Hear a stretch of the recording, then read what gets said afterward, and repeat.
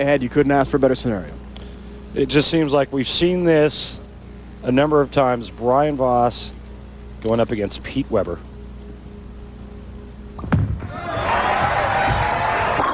Great start. BV. Players of this caliber in a title match for a major championship take it to a whole nother level mentally. They get so focused that nothing else enters into the thought process except putting the ball in their hand and letting go of it at the foul line. It's been quite a while since we started our broadcast at 9:30 local time. More than an hour and a half to wait for Pete Weber, and here he goes. But as we told Holly, it's time to get it on. Leading into the Baby Ruth Real Deal matchup. Pretty sweet matchup, but if you want to look at one thing, look at the strike percentage. And if it's going to come down to having to throw one to win this thing, Brian-Voss has got the higher percentage. Although Pete has owned Brian on television. As we mentioned before, 10-pin help.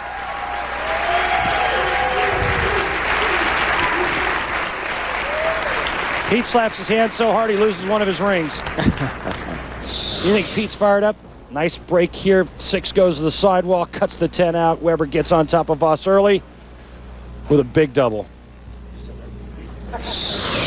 Wears a couple bracelets too, the magnetic type, to help ease the pain, fatigue in his hands, especially his wrist. Back to Brian-Voss. All down again for Brian-Voss from Atlanta.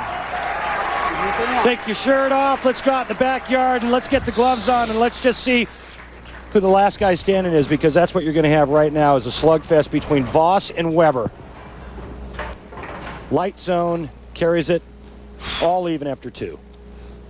The emotions run high here, folks. This is a big tournament from Brian-Voss. We mentioned the first half of the year was grasping at any idea he could muster. Try to figure out what the problem was. But a few weeks ago, made the adjustment. And all the adjustments are paying off now for Brian-Voss without question. This is what a U.S. Open is all about. Perfect through 2.5 frames. Look at Brian-Voss. Everything riding on this. 4 weeks ago, he was 72nd on the point list. Amazing. Right now, 1 win away from his second major and $100,000. Likes the sunglasses to reduce the glare. Pete Weber. Yeah! What a start for our bowlers. 6 in a row. We're all even. Look what Pete Weber did to the other 4 guys, or the other 3 guys on the telecast. The only player he lost to, Brian-Voss. Defeated Chris Barnes twice. You ask why he bowled Chris Barnes twice? He bowled him once in position round as well. Pete told us last night, on top of his game. Feels as positive about his bowling now as he ever has in his career, which for someone of that status is a pretty amazing statement. Says he feels better than ever. It's his best year ever on the PBA Tour. Focus, determination is what's got him here to this point. Come on! Yeah! Urges the ball to turn back to the pocket. Stays perfect. Front 4 for Weber. Turkey to start for Brian-Voss. The first 3. Everything perfect for all.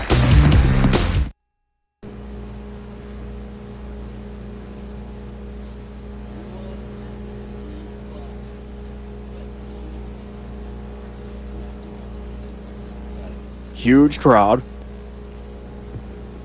Not a sound to be heard. Until the release, it's high. Almost had the big 4. And this is not an easy shot at all. 4, 6, 7. And again, the right lane jumps up and bites somebody. Brian-Voss needed a strike there to keep this match all even. Lisa.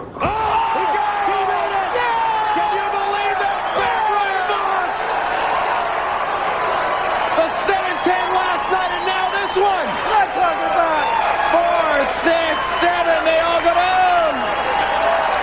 Incredible. How about this for your rock and roll shot? BV makes the 4, 6, 7 out of the pit. Here it comes. Get out of there.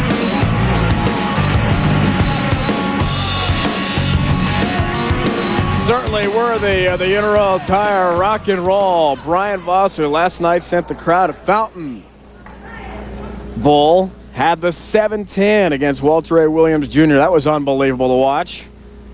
We had great crowds. And the final qualifying rounds, position play. 7-10, can you believe it? Think I can get that? Oh my God! What are the odds? Brian, the odds are monumentally against this happening. He did it last night, remember? Astronomical. He made this last night position round. There's only been 3 of these ever made on television. Mark Roth, John Mazza, Jess Stayrook. The only 3 to ever convert 7-10 on television. What do you think? Oh, No help there, 7. Stays up for Brian-Voss. Last night in Fountain Valley against Walter A. Williams Jr. It's a 7-10. Randy, you did it.